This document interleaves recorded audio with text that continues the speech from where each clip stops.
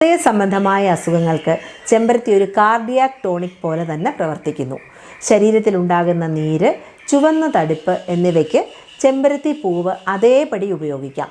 ശ്വാസ സംബന്ധമായ അസ്വസ്ഥതകൾക്കും പൂവിൽ നിന്നും തയ്യാറാക്കുന്ന കഷായം ഏറെ ഗുണം ചെയ്യും. അതുപോലെ തന്നെ ആർത്തവ സംബന്ധമായ ക്രമക്കേടുകൾ പരിഹരിക്കുന്നതിനായി ചെമ്പരത്തി പൂവ് ഉണക്കി പൊടിച്ച് 7 ദിവസം തുടർച്ചയായി തേൻ ചേർത്ത് കഴിക്കുന്നത് ഗുണകരമാണ്.